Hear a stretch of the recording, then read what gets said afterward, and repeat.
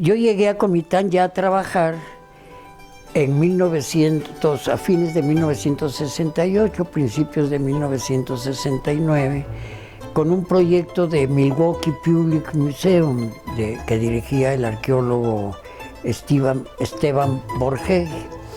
Fui de parte de la Universidad de México porque se hizo un arreglo amistoso interinstitucional, la universidad, la Fundación Arqueológica del Nuevo Mundo y Milwaukee. Llegué y había conocido Comitán anteriormente, lo había conocido desde 1958, un Comitán muy tranquilo, muy poco comunicado, podemos decir, pese al que ya estaba la carretera, pero todavía era un Comitán digamos, muy tradicional. Pero empecé allá a convivir en Comitán propiamente en el año fines del 68 y empecé a hacer ya estudios regionales y en esa forma pues me fui interiorizando a pasar mis fines de semana en Comitán. Por cierto que cuando fui la primera vez no había la hotelería que hay en nuestro tiempo, ¿no? Era una pensión de una señora que tenía una pensión enfrente del Calvario, en Comitán. Todavía existe la casona vieja donde estuvo esa pensión. Apenas se estaba construyendo el Hotel Internacional en el centro, ¿no? Y a mí me encantó el ambiente comiteco, el parquecito pequeño que había en ese tiempo. Todavía no se había extendido, había una manzana, me acuerdo, que cubría parte de lo que hoy está enfrente exactamente de la manzana, estaba frente a Santo Domingo. Que por cierto, en la parte de atrás había una famosa cantina de un señor, todavía de esas cantinas de puertas abatibles de rojo, me acuerdo, que daba unas botanitas como de encurtidito. Y pues, no le fueron a pedir que le diera más porque lo trataba mal el dueño de la cantina. Bien, empecé, pero pasaron 2 años, sentía yo que todavía me veían como un extranjero raro, que qué está haciendo en Comitán, qué es eso de la arqueología, qué es eso de andar buscando tepalcates, figuras viejas, y todavía no lo había logrado yo hacer amistad en Comitán. Quizá el único con el que me veía y platicábamos era con Óscar Bonifaz, que pues por la cuestión literaria, que ya lo había yo conocido en San Cristóbal Las Casas en un recital.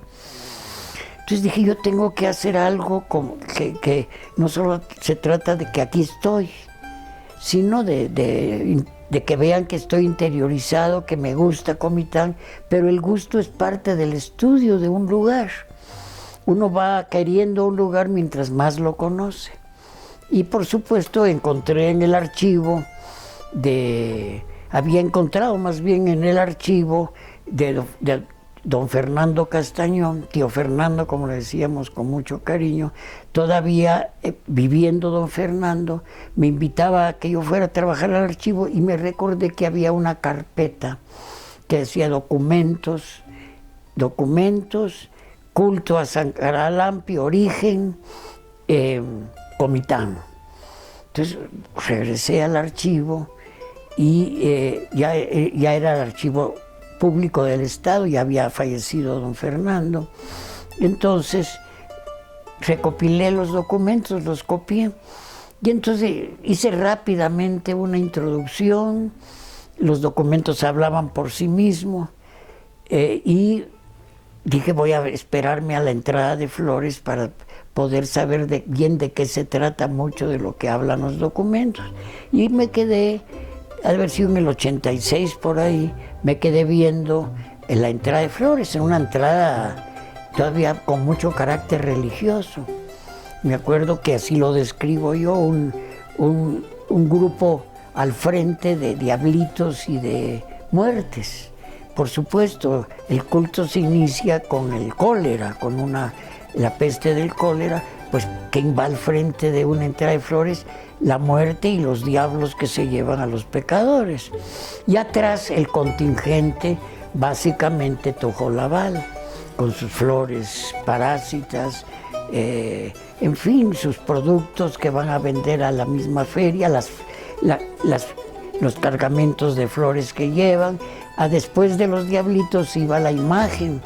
Todavía en ese tiempo desfilaba la imagen en conjunto con el soldado que está enfrente blandiendo tamaño alfanje para cortarle la cabeza a San Caralampio. Años después empezaron a eliminar el judío, como decía la gente común y corriente, ¿no?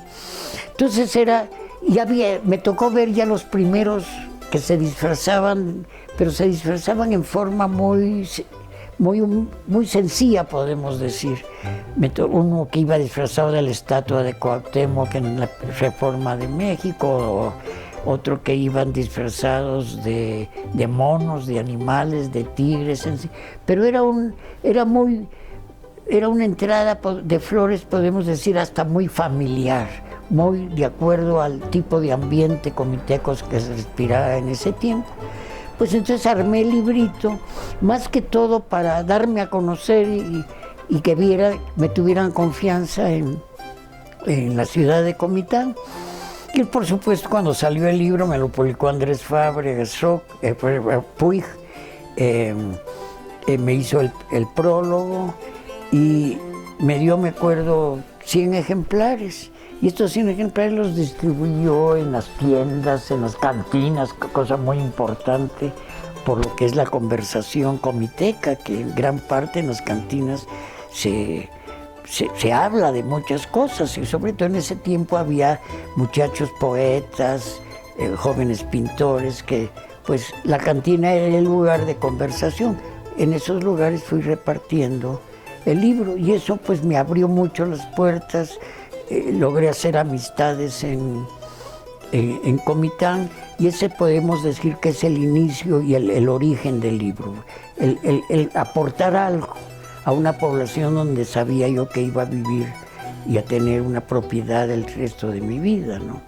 Y hasta la fecha pues ahí está mi cabaña en Chincultín, mi trabajo de Chincultín y de los alrededores arqueológicos, pero el centro, se puede decir, el vínculo fue mi librito sobre el culto a San Caralampio.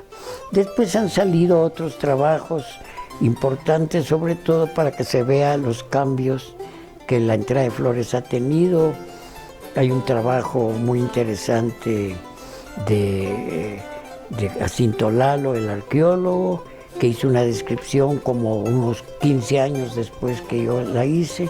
Luego viene el señor Molinari, que es uno de los cronistas de la ciudad, que también tiene una descripción, de modo que se puede ir rastreando con las primeras. Incluso yo transcribí una descripción que me hizo doña Lolita Albores, en ese tiempo la cronista mayor de Comitán, de modo que hay, por lo menos se puede decir, ya hay 4 testimonios que se pueden seguir para llevar a la historia de la entrada de flores, del crecimiento del culto y los cambios que se han suscitado. Ahora, don Carlos, ¿nos puede compartir alguna anécdota con respecto a su relación con San Caralampio que recuerde por ahí? Pues cómo no, con respecto a eso me ha tocado. Una de las cuestiones importantes en la antropología es no solamente describir el culto, sino ver el impacto emocional que el culto tiene en las poblaciones donde se lleva a cabo ese culto, ¿no? Y sí me ha tocado gente que ha estado enferma, me ha tocado ver gente llorosa que llega de rodillas a darle gracias a San Caralampio por un milagro, sobre todo milagros de carácter de salud, que es gran parte de lo que se pide precisamente en las oraciones de San Caralampio, ¿no?